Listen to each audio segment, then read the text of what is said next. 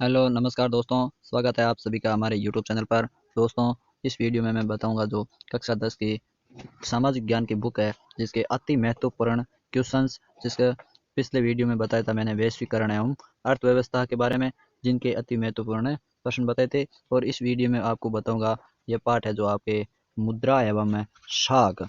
जो दोस्तों इस पाठ के कितने प्रश्न आएंगे और कौन से प्रश्न आएंगे, और दोस्तों कौन से प्रश्न पढ़ने हैं आपको और कौन से प्रश्न नहीं पढ़ने हैं, तो इस वीडियो में आपको पूरी जानकारी देने वाला हूं। तो आइए दोस्तों, देख लेते हैं इस पाठ की महत्वपूर्ण जानकारी। तो दोस्तों, आपका ये पाठ है जो मुद्रा एवं साख का जो है 5 अंकों का पाठ है। और इसमें दो एक प्रश्न आएगा जो 2 नंबर का लघु उत्तरात्मक प्रश्न आएगा, और एक 3 नंबर का प्रश्न आएगा जो दीर्घ उत्तरात्मक आएगा। यानी एक बड़ा थोड़ा आएगा और एक थोड़ा छोटा प्रश्न आएगा। तो इस पाठ के आपके 2 ही क्वेश्चन आने वाले हैं। तो दोस्तों, इस पाठ में भी आपको यानी निम्नात्मक क्वेश्चन नहीं पढ़ने हैं, क्योंकि निम्नात्मक प्रश्न आपके इस पाठ के मॉडल पेपर में नहीं आने वाले हैं। तो दोस्तों, शुरू करते हैं। ये जो महत्वपूर्ण प्रश्न हैं यानी क्वेश्चन हैं।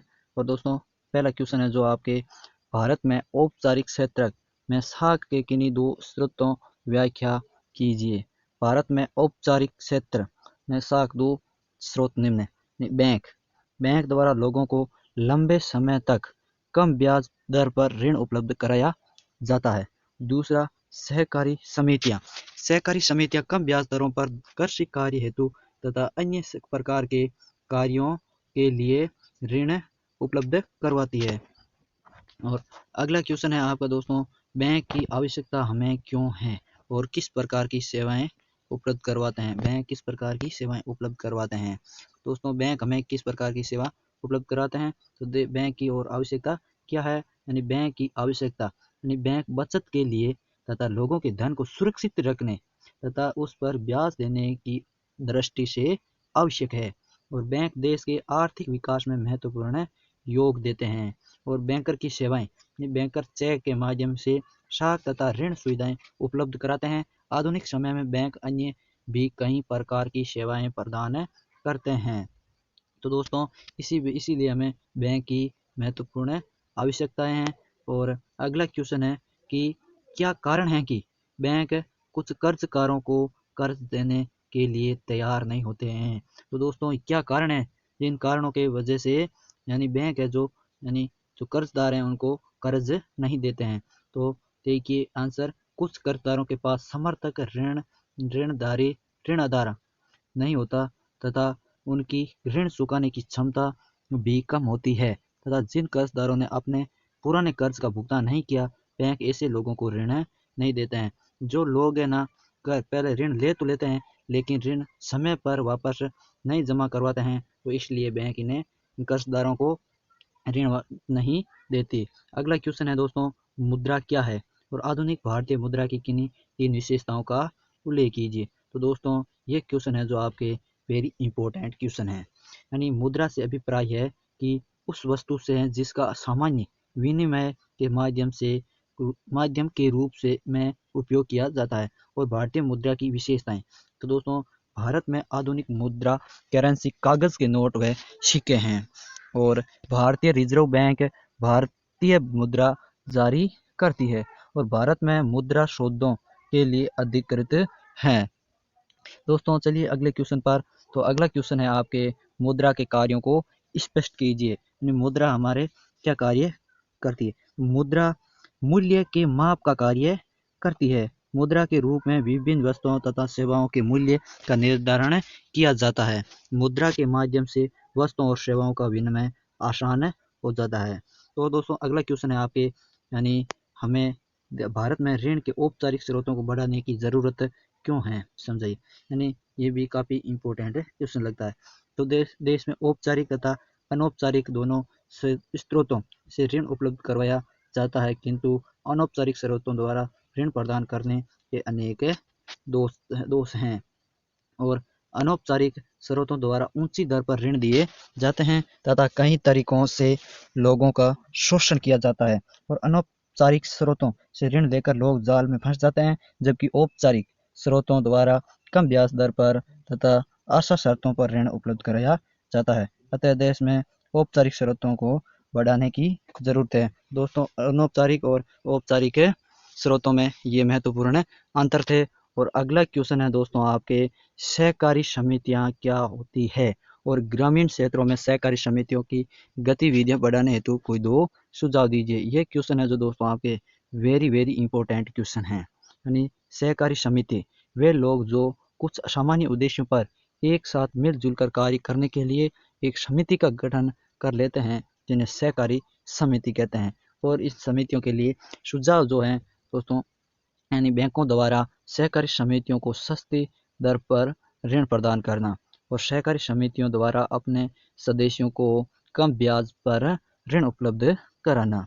और दोस्तों, अगला क्वेश्चन है जो आपका, मुद्रा आवश्यकताओं के दोहरे संयोग की आवश्यकता को समाप्त कर देती है, इस कथन की व्याख्या कीजिए। ये क्वेश्चन भी वेरी इंपॉर्टेंट है। यानी मुद्रा आवश्यकताओं का दोहरा संयोग की आवश्यकता को समाप्त कर देती है, यानी व्याख्या करनी है। तो आवश्यकताओं के दोहरे संयोग की समस्या को हम निम्न उदाहरण द्वारा समझ सकते हैं। जैसे यदि किसी व्यक्ति के पास कपास है तथा उसे यदि गेहूं की आवश्यकता है, तो उस व्यक्ति को ऐसे व्यक्ति को खोजना पड़ेगा जिसके पास गेहूं है तथा उसे कपास की आवश्यकता है। और व्यापारिक जीवन में ऐसे दोहरे संयोग मिलना अत्यंत ही कठिन है और मुद्रा द्वारा उस समस्या का समाधान किया जा सकता है, क्योंकि मुद्रा द्वारा सभी वस्तुओं तथा सेवाओं की विनिमय दर निर्धारित होती है। अतः कोई भी व्यक्ति अपनी वस्तु बेचकर मुद्रा प्राप्त कर उस मुद्रा से अन्य वस्तु क्रय कर सकता है। और दोस्तों, अगला क्वेश्चन है आपके जो ऋण के औपचारिक स्रोत क्या है, समझाइए। तो और ऋण के औपचारिक स्रोत से आप क्या समझते हैं? तो दोस्तों, ये क्वेश्चन है जो वेरी वेरी इंपॉर्टेंट क्वेश्चन है। तो ऋण के औपचारिक स्रोत में व्यापारिक बैंक, सहकारी समितियों, ग्रामीण बैंक आदि शामिल किया जाता है। इन स्रोतों द्वारा कम ब्याज दर पर आसान शर्तों पर लाभ लंबे समय तक ऋण उपलब्ध करवाया जाता है। और दोस्तों, अगला है जो आपका क्वेश्चन है, ऋण के अनौपचारिक स्रोत से आप क्या समझते हैं या अनौपचारिक स्रोतों के बारे में जानकारी दीजिए। तो ये दोस्तों, ये भी question very very important question है। ऋण के अनौपचारिक स्रोतों में साहूकार, महाजन, बड़े कृषकों, व्यापारियों, रिश्तेदारों, मित्रों, जानकारों आदि को शामिल किया जाता है। प्राय अनौपचारिक स्रोतों लोगों की ऊंची ब्याज दर पर ऋण उपलब्ध करवाया जाता है। तो दोस्तों, अगला क्वेश्चन है आपके जो दीर्घ उत्तरात्मक क्वेश्चन है, यानी थोड़े बड़े क्वेश्चन है, जो है यानी 3 अंक का प्रश्न है।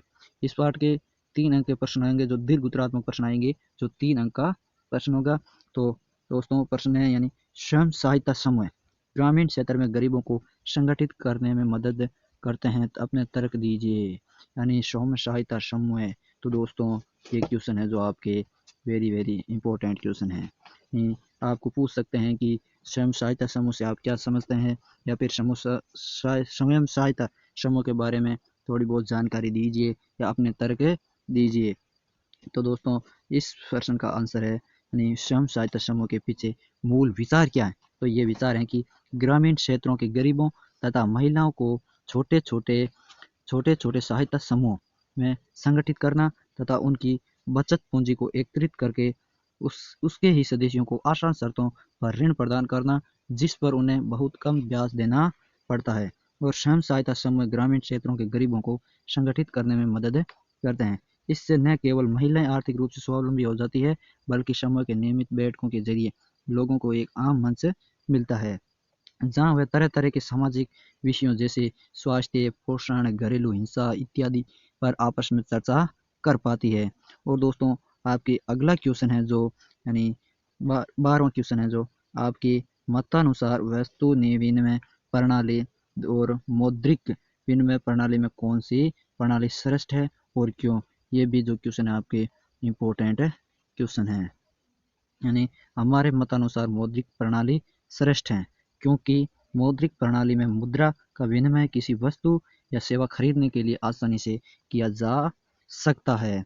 जैसे एक जूता निर्माता बाजार में जूता बेचकर गेहूं खरीदना चाहता है, तो जूतों के बदले मुद्रा प्राप्त करेगा और फिर इस मुद्रा का इस्तेमाल करके गेहूं खरीदेगा। तो दूसरी तरफ वस्तु विनिमय प्रणाली में मुद्रा का उपयोग किए बिना वस्तुओं का विनिमय होता है, तो वहाँ आवश्यकताओं का दोहरा संयोग होना आवश्यक है। मुद्रा विनिमय प्रणाली में मुद्रा आवश्यकताओं के दोहरे संयोग को खत्म कर देती है और विनिमय को आसान कर देती है। मुद्रा विनिमय प्रणाली में वस्तुओं का संग्रह मुद्रा के रूप में आसानी से किया जा सकता है। अतः स्पष्ट है कि विनिमय की मौद्रिक प्रणाली वस्तु विनिमय प्रणाली ही श्रेष्ठ है।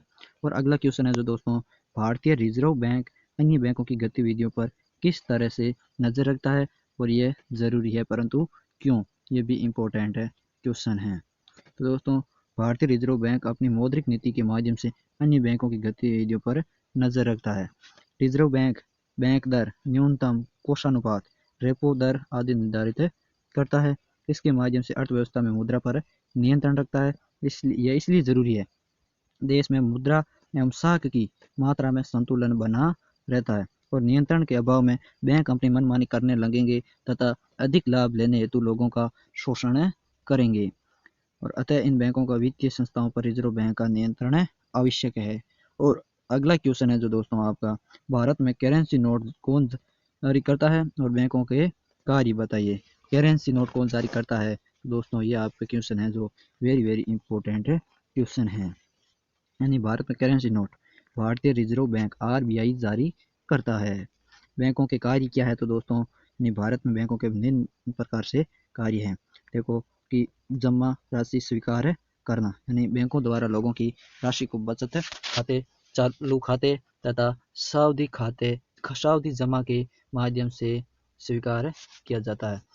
और ऋण प्रदान करना, बैंकों द्वारा लोगों की आवश्यकताओं की पूर्ति के लिए ऋण प्रदान किया जाता है। शाख निर्माण, बैंकों द्वारा लोगों की जमा राशि को अन्य लोगों की आवश्यकताओं की पूर्ति के लिए ऋण के रूप में प्रदान की जाती है। इस सीमित मुद्रा से ही देश में कहीं गुणा शाख का निर्माण हो जाता है। कोष का हस्तांतरण, बैंकें cheque draft, credit card, cash order आदि की सहायता से लोगों के खाते में मुद्रा का हस्तांतरण करते हैं, जिससे व्यक्तियों को नकद भुगतान की चिंता नहीं रहती। अगला क्वेश्चन है जो आपके हैं दोस्तों, यानी 15वां क्वेश्चन, जो शहरी गरीबों व अमीरों के ऋणों में औपचारिक व अनौपचारिक शाख के योगदान की तुलना कीजिए। औपचारिक क्षेत्र के ऋणों के सृजन में भागीदारी बढ़ाने हेतु कोई दो सुझाव दीजिए। तो आंसर होगा दोस्तों, औपचारिक की तुलना में अनौपचारिक क्षेत्र के ज्यादातर ऋणदाता कहीं अधिक ब्याज वसूलते हैं और अनौपचारिक स्रोतों से ऋण लेना कर्ज लेने वाले और अधिक महंगा पड़ता है। और शहरी गरीबों की कर्जों की 85% यानी 85% जरूरतें अनौपचारिक स्रोतों से पूरी होती है, जबकि शहरी अमीरों के केवल 10% कर्ज की औपचारिक स्रोतों से पूरे होते हैं। दोस्तों, अगला जो सुझाव है आपको, यानी गरीबों को विशेषकर महिलाओं और को छोटे छोटे सहायता समूह में संगठित करके उनकी बचत पूंजी को एकत्रित करके 1-2 वर्ष बाद ये समूह बैंक से ऋण लेने के योग्य हो जाता है, जिससे ये समूह बैंक से ऋण लेकर उससे अपने समूह के सदस्यों को उचित ब्याज दर पर कर्ज दे सकता है और औपचारिक क्षेत्र में कुल ऋणों में वृद्धि हो तथा बैंकों व सहकारी समितियों आदि से गरीबों को मिलने वाले औपचारिक ऋण का हिस्सा बढ़ाना चाहिए। अगला क्वेश्चन है जो अर्थव्यवस्था में मुद्रा की भूमिका को स्पष्ट कीजिए। Important questions. विनिमय में मुद्रा की भूमिका, व्यापार में मुद्रा की भूमिका, बजट निर्माण में मुद्रा की भूमिका, राष्ट्रीय आय के मापन में मुद्रा की भूमिका, उत्पादन में मुद्रा की भूमिका। दोस्तों, इस बार के इतने ही महत्वपूर्ण क्वेश्चन थे। दोस्तों, अच्छी मेहनत करना है और अपने भविष्य को उज्जवल बनाना है। और दोस्तों, कैसा लगा ये वीडियो कमेंट करके ज़रूर बताना। और इस वीडियो को, अगर इस चैनल पर आप नए हैं तो इस चैनल को सब्सक्राइब करें और अपने मित्रों को आगे से आगे शेयर करें। जय हिंद।